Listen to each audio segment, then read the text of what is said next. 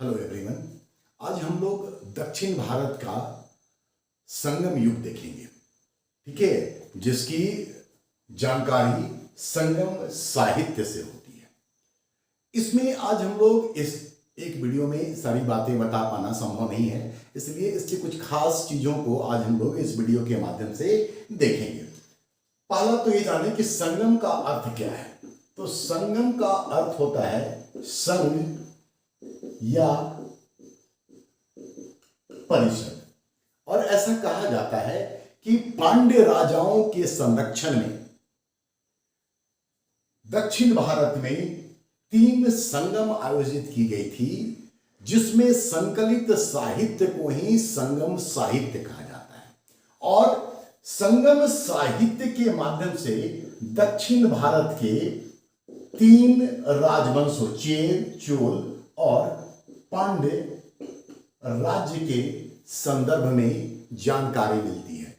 इसके अलावा अगर हम लोग इन राजवंशों के जानकारी के स्रोतों को देखें तो इसकी जानकारी अशोक के दूसरे, 5वें और 13वें शिलालेख से दक्षिण के इन 3 राज्यों की जानकारी मिलती है, जिसमें पांड्य, सतीय पुत्र, केरल पुत्र, श्रीलंका, चोल आदि का उल्लेख किया गया है, ठीक है। लेकिन ये जो उल्लेखित राज्य हैं या क्षेत्र हैं, ये वास्तव में सम्राट अशोक के साम्राज्य के अंतर्गत नहीं आते थे, यद्यपि अशोक का कहीं ना कहीं उन क्षेत्रों पर प्रभाव अवश्य था। इसके अलावा मेगास्थनीज की इंडिका, पातंजलि का महाभाष्य, कात्यायन की वर्तिका और हाथी गुंफा अभिलेख, खारवेल का हाथी गुंफा अभिलेख जो है, उससे भी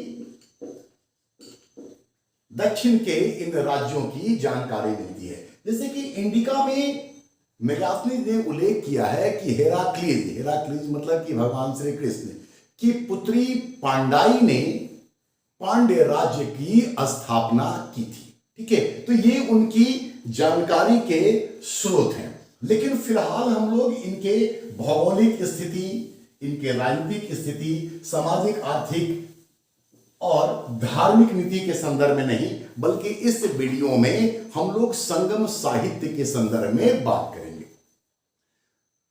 दक्षिण भारत की प्रमुख जो भाषा है द्रविड़ भाषा, इस द्रविड़ भाषा समूह के अंतर्गत 4 भाषाएं शामिल हैं: तमिल,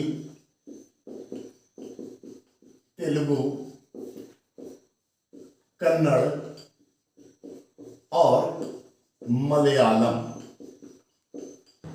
जिसमें से तमिल सबसे प्राचीन माना गया है। और इन द्रविड़ भाषा समूह में मलयालम को सबसे नवीन भाषा के तौर पर देखा जाता है। तमिल सबसे प्राचीन और मलयालम सबसे नवीन भाषा के तौर पर जाना जाता है। तो तमिल भाषा में जिन ग्रंथों की रचना की गई उसे ही तमिल साहित्य कहा जाता है, जिसका की रचना काल 100 से लेकर के 250 ईस्वी माना गया है। पांड्य राजाओं के, दक्षिण भारत के जो 3 राजवंश थे चेर, चोल, पांड्य, उनमें पांड्य राजाओं के संरक्षण में 3 संगम आयोजित किए गए थे, ठीक है। कहा जाता है कि ये पूरा जो तीनों संगम था ये 9,990 वर्षों तक चला, जिसमें कि 8,598 विद्वानों, कवियों, ज्योतिषियों आदि ने भाग लिया और 197 पांड्य राजाओं ने इनको संरक्षण प्रदान करने का काम किया था, ठीक है। तो 9,990, 8,598 विद्वान और 197 पांड्य शासक, ये जो 3 संगम आयोजित किए गए थे, ये 3 संगम की जानकारी जो है ये इरैयानार अगपोरुल की एक रचना है जो 8वीं सदी में लिखी गई थी। उससे ये 3 संगम के विषय में जानकारी मिलता है और ये संगम के दौरान जो संकलित साहित्य हैं वो संगम साहित्य के काल कहलाते हैं, जिसके विषय में मैंने आपको बताया कि ये 100 से लेकर के 250 ईस्वी के बीच का है। और इस बात की पुष्टि इस बात से भी होती है कि श्रीलंका के राजा गजबाहु जो थे वो चेर वंश के एक महत्वपूर्ण शासक सेन गुटवनलाल चेर के समकालीन थे। तो इन दोनों का जो शासन का अवधि है वो इसी के बीच आता है। इस आधार पर भी संगम साहित्य के काल का निर्धारण संभव हो पाता है। लेकिन जब ये बात कही जाती है कि ये संगम काल जो था वो 9900 वर्षों तक चला, तो ये बातें बढ़ा चढ़ा करके एग्जैजरेटेड लगती हैं, अतिशयोक्तिपूर्ण लगती हैं। बहुत संभव है कि संगम साहित्य का जो रचना हुआ था वो प्रथम शताब्दी के आरंभ में हुआ था और बाद के काल में 300 से लेकर के 600 ईस्वी के बीच में कहीं इनका संकलन किया गया था। अभी हम लोग 3 संगम जो हुआ उन 3 संगम के विषय में जानकारी हासिल कर लें। प्रथम संगम का जो आयोजन स्थल था वो था मदुरा, जिसके की अध्यक्ष थे ऋषि अगस्त्य। और ऋषि अगस्त्य जो थे इनके विषय में कहा जाता है कि उत्तर भारत की आर्य संस्कृति को दक्षिण भारत पहुंचाने का काम ऋषि अगस्त्य के द्वारा ही किया गया था।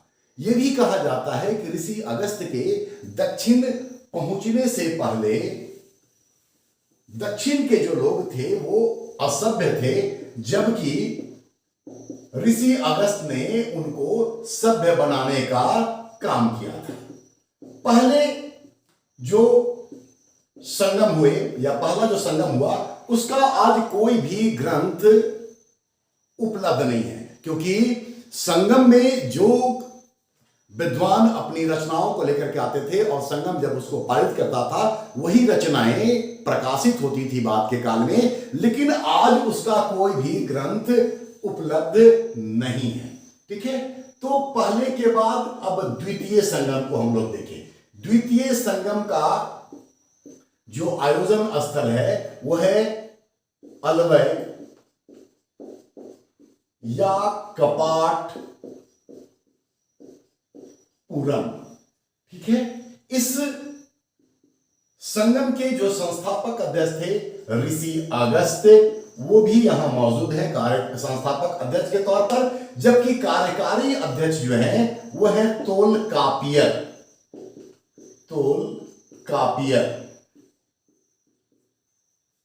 द्वितीय संगम की अनेक रचनाएं मतलब प्रकाशित की गई, जैसे कि अगतियम, महापुराणम, व्यालमालय, कली, कुड़ुक। लेकिन वर्तमान में या आज की तारीख में सिर्फ एक ही रचना ऐसा है जो कि शेष बचा हुआ है, वो है तोलकापियर की रचना तोलकापियम।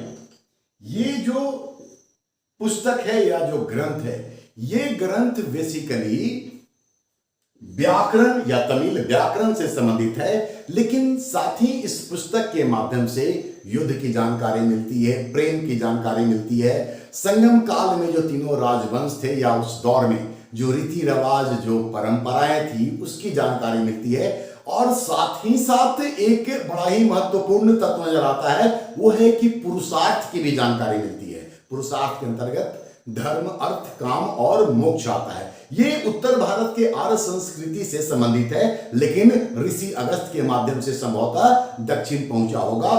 तो इस पुस्तक में पुरुषार्थ का भी वर्णन किया गया है। अब हम लोग आते हैं तृतीय संगम पर।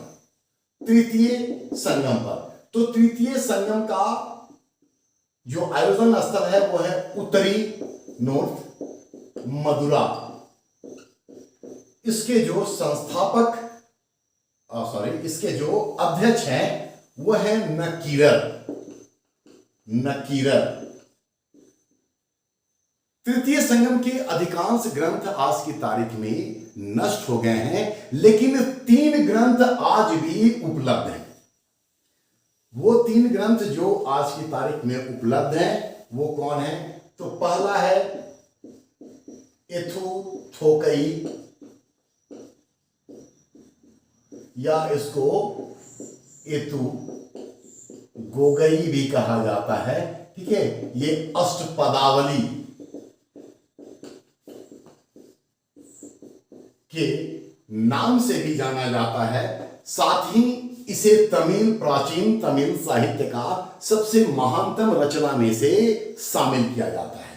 जो दूसरा किताब है वो है पुत्तुपातु।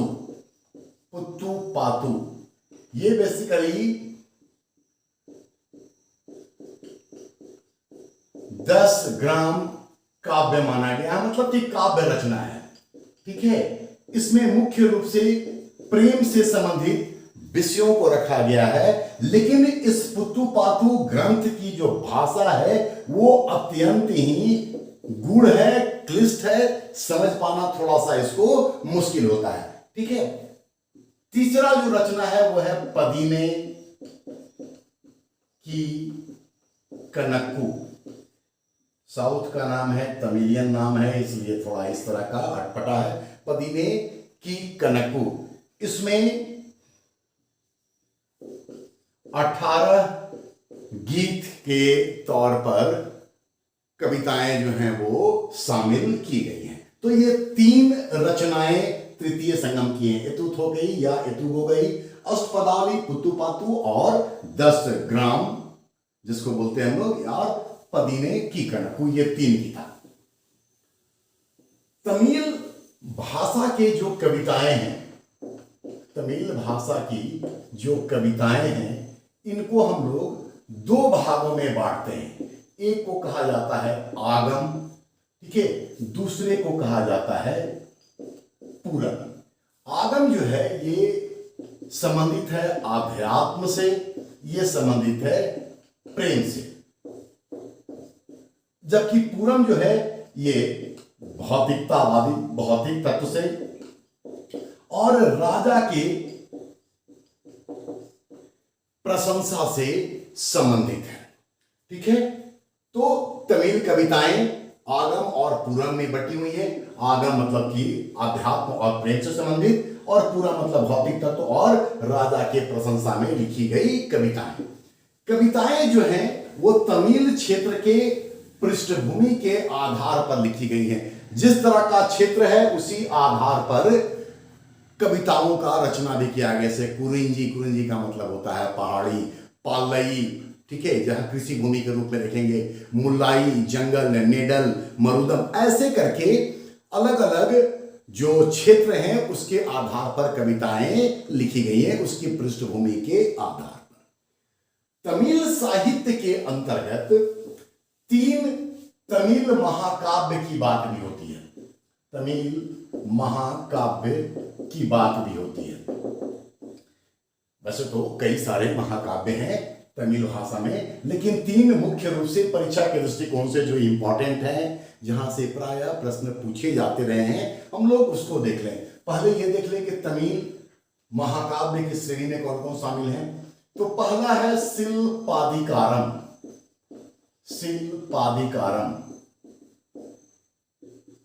दूसरा है मणिमेखलय,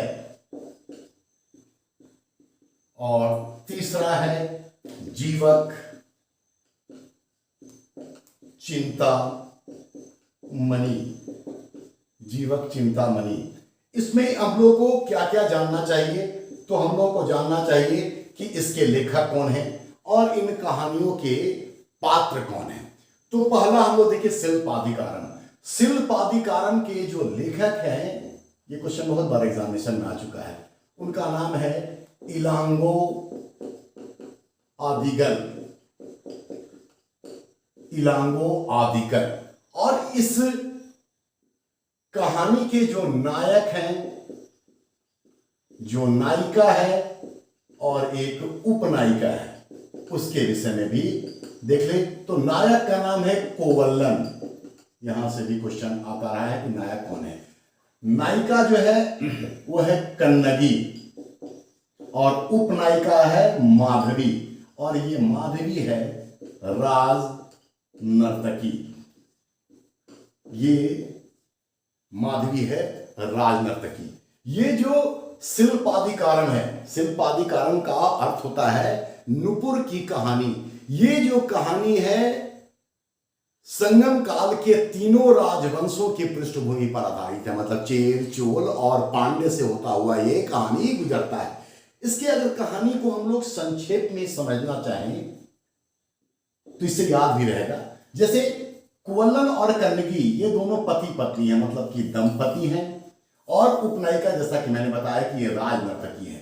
कहानी का सार ये है कि नायक कुवल्लन जो है वो माधवी या राज नर्तकी के प्रेम में फंस करके अपनी सारी धन दौलत, सारी संपत्ति वो लुटा देता है।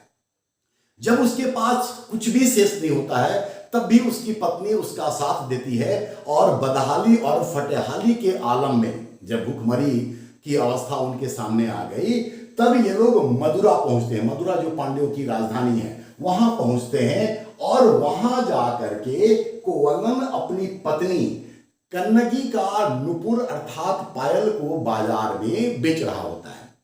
जिस दौरान वो पायल बाजार में बेच रहा था उस दौरान पांड्य राज्य के सिपाहियों ने कुवल्लन को पकड़ लिया। इसलिए उसको पकड़ लिया गया क्योंकि उसी दौरान पांड्य राजा नेडुजेलियन की पत्नी, मतलब कि पांड्य राज्य की रानी का पायल चोरी हो गया था, और सिपाहियों को लगा कि संभवतः ये पायल जो है वो कुवल्लन ने ही चोरी किया है। इस आरोप में उसको पकड़ के दरबार लाया जाता है और वहां उसको मृत्युदंड की सजा सुनाई जाती है। इस बात के कारण कन्नगी ने राजा को शाप देने का काम किया, और बाद में अपने पति कुवल्लन की मृत्यु के बाद उसने खुद को जला लिया या सती हो गई, और सतीत्व की देवी के रूप में वो जाना जाने लगी। ठीक है। जबकि माधवी जो है इसने बौद्ध धर्म अपना लिया और बौद्ध भिक्षुणी बन गई। तो ये कहानी था शिल्पादिकारम का, जिसके कि लेखक थे इलांगो आदिगर। अब इसके बाद हम लोग दूसरी कहानी पर आते हैं, वो है मणि मेखले। मणि मेखले जो कहानी है वो शिल्पादिकारम की कहानी जहां खत्म होती है उसके आगे की कहानी है। मतलब ये उसका लिटरली आज के तारीख में सिनेमाई अंदाज में बोले तो ये उसका सीक्वल है। ठीक है। मणि मेखले के जो लेखक हैं उनका नाम है शीतलय सतना। लेखक का नाम याद रखना चाहिए, क्वेश्चन प्राय पूछे जाते हैं। मणि मेखले का ये नायिका प्रधान है, और इस कहानी की जो नायिका है उसका नाम है मणि मेखले। और ये जो मणि मेखले है ये वास्तव में कुवल्लन जो पिछली कहानी का नायक है प्लस माधवी जो पिछली कहानी में राजनर्तकी है उसकी पुत्री है। माधवी और कुवल्लन की पुत्री मणि मेखले भली भांति इस बात को समझती है कि मानव के प्रेम का जो क्षेत्र है वो सीमित है, और इन बातों को समझने के पश्चात अंततोगत्वा इसने भी सांसारिक मोह माया से खुद को दूर किया और ये भी बौद्ध भिक्षुणी बन गई, या इसने भी बौद्ध धर्म को अपनाने का काम किया, बिल्कुल वैसे ही जैसे उसकी माता माधवी ने किया था। तमिल महाकाव्य की तीसरी कहानी है जीवक चिंतामणि, जिसका पिछली दो कहानियों से कोई संबंध नहीं है। जीवक चिंतामणि के लेखक का नाम है तिरुतक देवर, और कहानी का नायक है जीवक। जीवक जो है ये धनुर्विद्या में और सर्पदंश के, सांप के काटने के इलाज में अत्यंत ही निपुण है, माहिर है, सिद्धहस्त है। ठीक है। कहा जाता है कि जीवक के पिता राजा थे और उनका जो सारा धन संपत्ति था उनके मंत्री ने हड़प लेने का काम किया। इस बात का बदला जीवक लेता है उस मंत्री की हत्या करके, और उसकी हत्या के बाद जो संपत्ति प्राप्त होती है वो अपने तमाम पुत्रों में बांट देता है और जीवन के अंत में ये जैन धर्म को अपना करके भिक्षुक बन जाता है। लेकिन जैन धर्म अपनाने और इन तमाम घटनाओं के बीच में जीवन के साथ एक मजेदार बात और है कि इसने 8 विवाह किए थे और जीवन के तमाम सुख दुख का भोग करने के पश्चात अंततोगत्वा इसने जैन धर्म को अपनाने का काम किया। ये जो जीवक चिंतामणि की कहानी है इसको श्रृंगार प्रधान कहानी की श्रेणी में रखा जाता है। तो ये तमिल महाकाव्य के अंतर्गत आते हैं। एक बात हम आपको बताना भूल गए थे कि जो 3 संगम हुआ था उन 3 संगमों को जैसा कि मैंने बताया था कि 197 जो थे ये पांड्य राजाओं ने संरक्षण दिया था, जिसमें सबसे लंबा समय तक पहला सम्मेलन चला था 9990 में, सबसे लंबा वक्त इसका और सबसे छोटा समय इस संगम में लगा था। ठीक है, तो सबसे लंबा, फिर ये बीच का और ये।